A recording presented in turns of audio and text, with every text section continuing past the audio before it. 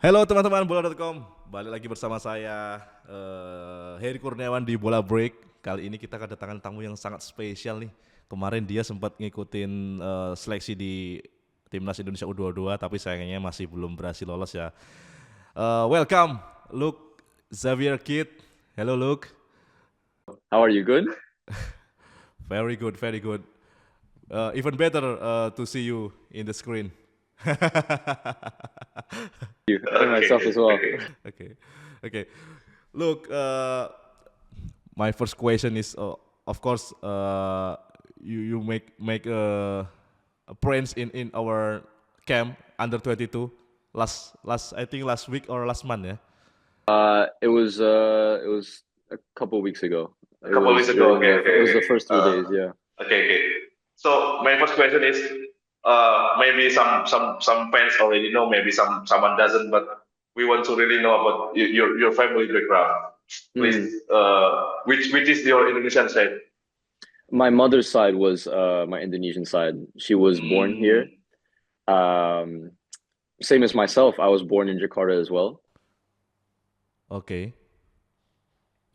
I was living in Jakarta, playing football in the streets like everyone else. You know, Which parts of Jakarta? SCBD area. SCBD. Wow. That's a fancy area, right? No. Yeah, I don't. Obviously, a very long time ago, but like everyone else, I still remember playing in the streets and eating kerupuk and Indomie after school. You know. Ah. You still eat that right now? Indomie and kerupuk? No? Europe. I like when I went back now for the training camp, I just made sure to find as much as I could. Even stuff like Yakult, like Pocari Sweat that we don't have over in Europe. I'm just Wow. You seem like me. Yeah. We as Indonesian as a kid eating a lot of Indomie, a lot of Yakult and everything. Yeah. Yeah. So homesick, of course. So yeah. So you play in Gelora Bung Karno when you child? No, in the stadium in the Gelora Bung Karno. You play there also when you still in Jakarta? I don't remember. I was just playing for my school and SIS, Singapore International School.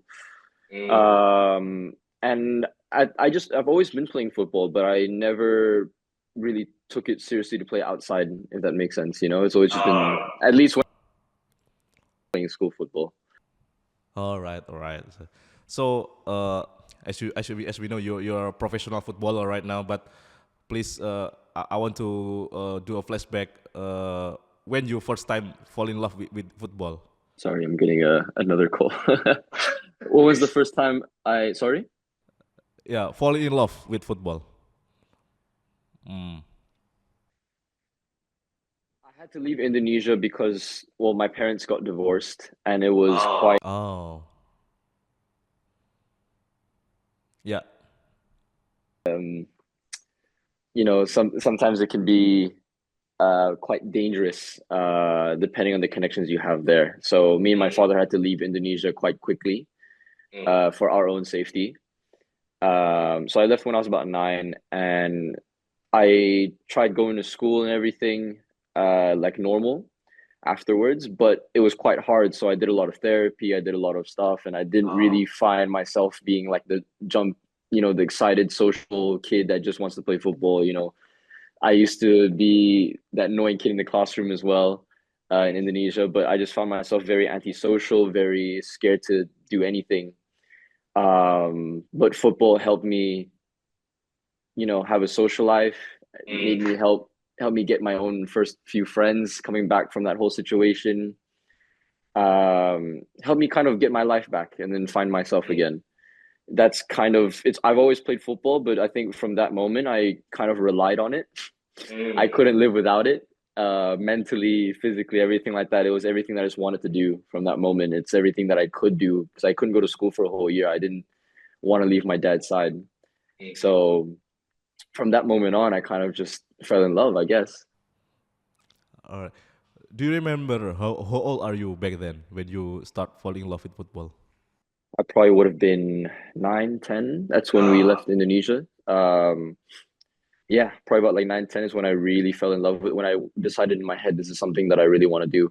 Mm. So from that moment also wow, this is my career. Is that In a way, yes, because I didn't want to do anything else. I didn't think of it like, oh, I want to get money from this or anything, or I want fame or anything. I just loved playing football. And it was the only thing that gave me my friends. It was the only thing that made me feel like who I was. So I just stuck with it, I guess. I kept playing football in Dubai, and then I went to this one football academy there that was ran by this person called Carlos Bueno, and he used to be a coach in La Masia for in Spain? Yeah, yeah, yeah. Costa, Piqué, Leo Messi, and he just started a football camp over in where I was, and he heard my story. He saw potential. He said, "Okay, 3 years with me. I'm gonna send you over to Spain for a trial." So I spent the next 2, 3 years with him. I slowly got kind of better about the whole family situation. I went to school. I started having more friends. Found myself again. And then when he felt like I was ready, by the time I was 13, I moved to Spain. Uh, Packed my bags and I went. So keep in mind as well, my father, when we left Indonesia, he had to kind of leave behind all of his money. Well, a lot of assets and things. So we really started from zero again together. And he worked hard enough to be able to get me that opportunity to go to Spain. So when I took it, there was no other choice. I had to do well. I couldn't let him down, So I went and I ended up doing well. Went to the Cornellà Academy where we played against teams in the Catalonia region. So teams like Espanyol, like FC Barcelona. And then that's where I did a lot of my development for about 3, 4 years when I was there. So what is like? I wonder what is like you as an Indonesian play there. Is there any difficulties at the beginning? Definitely some discrimination. Wow. Definitely. Yeah, of course. I didn't speak the language. I do now, but obviously back then I didn't really speak the language. In the first few sessions, it was hard for me to understand the Spanish football. So it took some time to understand that. Over time, of course, I worked hard. I did twice as many sessions as everyone else, and I caught up and I started doing better. I learned the language quickly, and then it got better. Of course, here and there the racist jokes come, but that's gonna go anywhere you are. If you're Asian going out to Europe, expect that you're different. You just need to be proud of where you are, and you need to understand that. Look, I'm different, and I'm happy that I'm different. You can make fun of other people for other things, or you can even make fun of yourself. It's if you take things personally, then it's hard to get anywhere in life. Oh, so you can speak You can Spanish right speak now, or Spanish right now, even or Catalan? Yeah. Catalan? Wow, Catalan. wow. Wow, Not wow. Catalonian. That one's that one's difficult.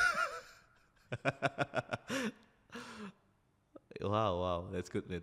So, you play in Greece right now, right? If I'm not mistaken. Yes, yes. And you play in some countries before. Could you tell me the difference between those countries you played? Other than Greece, I went to Bulgaria. I signed a contract and everything, and it was a very good setup in the team where I would have got some very good playing minutes. And it would have been it was a thing that I actually really liked Greece. Greece is a very nice country, and I didn't want to leave. But with the fact that I wasn't playing much in the team that I was, this team in Bulgaria contacted me and my agents and said, like, look, we believe in Luke and we want to, give him a chance. It was after the winter break. They had about 17 games left and they wanted me to be involved in them. So I'm like, listen, it's either all or nothing. When I move out to Europe to play football, I'm not by myself in a foreign country for no reason. So I'm going to sacrifice my life again and move to a new country. I decided in 48 hours that I was going to move to Bulgaria. Wow, that's fast, man. Other than playtime, I really loved, the environment in Greece, everything, but sometimes you have to sacrifice. So I went. Again, this team was not the same standard of Greek football, but That's what I needed the environment for me to be prioritized to play many games. And the visa situation just kept going on and on. And they said 2 more months, 1 more month, 1 more week. Ended up turning up to 6 months where I didn't get my visa. So then the summer came, and I even trialed with another first division team in the summer in Bulgaria this season. And I signed the contract and everything, but again, it's just more complications. And decided at the end of the day, just have to. It was very late in the transfer window, so we decided to go back and go back to where the market knew who I was. So I went back to Greece. Greek football is the people are amazing. The people are really nice. They speak English there. Well, for majority, they speak English there. Of course, again, any country in Europe, you're gonna get some discrimination anywhere. Bulgaria, Greece, anywhere else, you're different, right? But I'm already used to that. I just I like the country, I like the culture. And for me, as you see, I move around a lot of places. It's very easy for me to adapt to different environments. So yeah, that's just kind of where I've ended up at the moment. I'm very happy to say that I've been able to set some records for Southeast Asia and Asia as a player there. But yeah, very far from what I want to achieve still. So a lot to go still. Yeah, I think you're not alone there. One Indonesian player play there in Panathinaikos B, I think. No, Margono, right? You know him? Yeah, Cyrus, he's a very good friend of mine. I call him quite regularly. Oh yeah, yeah. I actually interviewed with him last year. I have interviewed. Yeah, yeah, yeah. He's very good, and he tell a lot to me. So yeah, yeah. So you said about the Greek football and everything. So if we want to compare Greek to Bulgaria, which one is better in the term of football? Yeah. The play styles I wouldn't say is so different. But in terms of just the standard, Greece football is definitely more competitive. I mean, they have teams playing in Europa Conference, the Europa League, you know, Yes. the youth academy levels. From there going up, the development's getting better and better. The fans there are crazy. Many interesting moments with fans there as an Asian, as you can imagine. Please, you can tell me, please. I mean, they take it very personal. They Google your name beforehand. They'll shout at you while you're going to warm up, or even you're just like walking in the tunnel. They'll spit at you. You know, it's Whoa. yeah. I mean, they take it. Wow. They take it very seriously. But that's what I love about it. You know, when I see that happening and I see someone calling out my full name I don't even know and swearing at me, I'm like, you know what? I love that you're passionate about the sport, and that's the whole reason why everyone loves the sport, right? Is that it's more than just a game. So I don't take it personal at all. You know, you can't. When you're in these places, you just have to love it. You have to come to Indonesia one day, Luke, and play for Persib or Persija and feel the derby. It will be more intense. Let me just switch on the light because it's quite dark now. All right. Nah, that's better, Luke. Yeah. Okay. I see you. Perfect. And then Even here in Indonesia, when it comes to derby, like for example Persija against Persib, the players have to carry the player have to carry it by police car, not a regular bus. So you can see. That's football, but that's why everyone loves it so much. You know? yeah. Okay. Look, I want to go back to when you got called up for under 22 a couple of weeks ago, and I think you made good impression actually, but unfortunately you're not you're not continue with the team, right? So could you tell me the process you joined national team back then, the under 22? So I spoke with Indra quite last minute of the calling.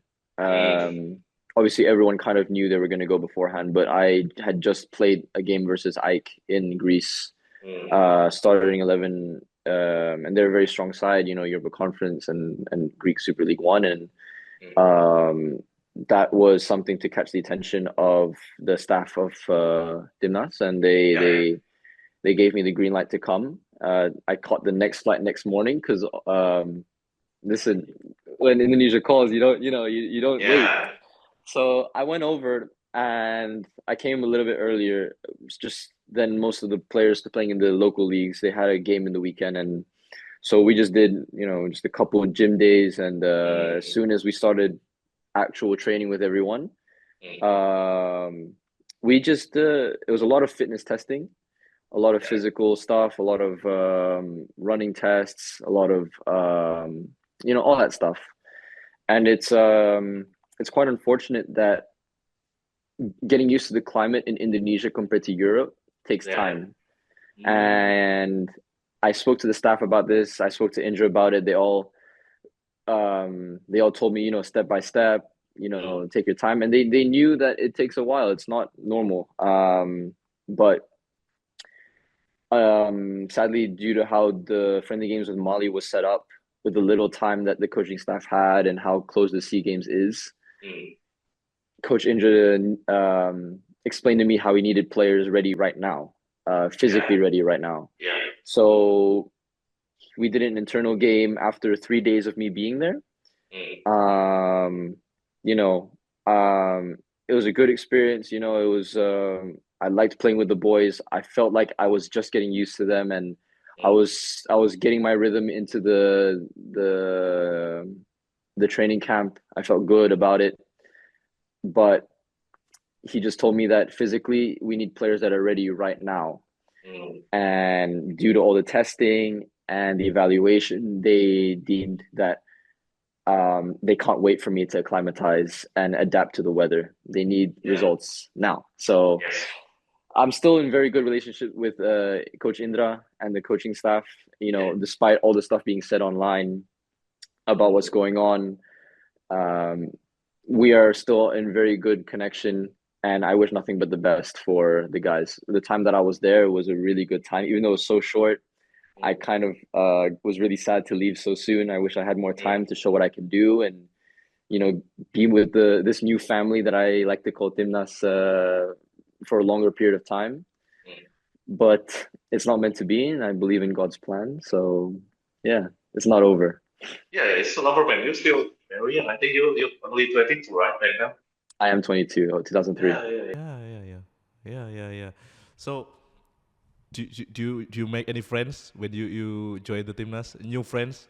I mean, honestly, I was good with everyone. Everyone was super nice. Everyone was super respectful. Easy to get along with, local or naturalized, But after the news that Indra couldn't let me continue, I was sat in the hotel room with Mauro, with Ivar, with Rafael, with Dion, with Jens, obviously the English speakers. And we talked for just a good couple hours, talked about the situation. We caught up about life. They speak more Dutch time to time, but when we speak English, I consider everyone there that I talk to, I consider my friends now. I don't consider I had a bad relationship with anyone, but yeah. All right. So let's talk about the national team under 22 who will play in SEA Games. I think they will travel to Thailand next week, I think. So what do you think about the potential of that team to win the gold medal in Thailand? Look, whatever anyone says about the team, I can reassure that everyone in there wants the same thing for Indonesia, and we just want the best. We want to win. We want to give the fans whatever we can. Everyone in there is doing their best, and at the end of the day, we should all come together as a country to understand that we want one thing: we want to win. I have a lot of faith in the guys. I have a lot of faith in the passion that we have in each other and the country, and I believe that if we work together, we can definitely do really well. So you learn about the Southeast Asian football before, or Thailand football, Vietnam football? How do you compare them to Indonesian football? No, or I've only ever played in Europe, and when I come back home to to Bali, where some of my cousins are, and Jakarta to see some other family. It's only just for holidays. So this camp was the first time I actually properly trained in Indonesia since I was 9 years old when I first left here. So Wow. yeah, definitely an adaptation problem, especially with only 3 days being given. It was a very short time to do so, but no knowledge of Southeast Asia. But I'm getting a little bit more knowledge now. I obviously spoke with some of the guys in Brandon. He plays in League One here in Indonesia, and some of the players from Borneo, and all over. Even Rafael's letting me know how it's like in Dewa. So I'm getting to know a lot of things. I find it very interesting, and then it's a new market that I'm just getting used to. So Yeah. So, look, I want to be honest with you. Before I DM you, I think a few days ago, I heard about your name, but I'm not following you in Instagram. So, but I'm a bit surprised because you got so many followers, man, in Instagram, man. For the player who never play for national team before, that's very. So, could you tell me about your interaction with fans before? Did they give you message or comments or anything? about the fans. Yeah, no. I mean, the first time when you get recognition from Indonesian fan. Okay. The first time I got recognition, I met Pak Eric Thohir in one of the World Cup qualifier games outside of GBK. We had a very good conversation. We had a couple potential plans there, and obviously we were in a very public place, so couldn't really speak much. He met my father as well. Took a picture and didn't expect much of it, but he grabbed my hand and shook it, and I put it online, and everyone kind of went crazy about that. The next game, because it was 2 games, the next game that I went to, I tried leaving the stadium, but it wasn't really possible. So I was seeing people knew who my name was, and little kids come up to me and ask me to sign their shirts, take pictures, and it was a very wholesome thing. And obviously, you can imagine the last time I left Indonesia, when I was young, was quite a bad memory because of I was scared. I didn't really think of Indonesia in such a good light until I came back and I saw the love that I was getting. I saw humanity, and I just saw how happy people were to see me, and that's something that should not be unappreciated. It's something I appreciate a lot. It's something that I'm very grateful for, and it makes me want to do more in my life, football and outside the pitch as well, as who I am as a person. Yeah. Everyone, almost I would say almost everyone in Indonesia is football lovers. So if anyone could help the national teams, they will be very happy, of course. Yeah. So before our interview, I saw your transfer mark, and I saw that your contract with Ilianopolis, if I'm not mistaken, is expired next year, right? So do you have any plans right now when you will continue your footballing career? Finished training camp with the U23s. I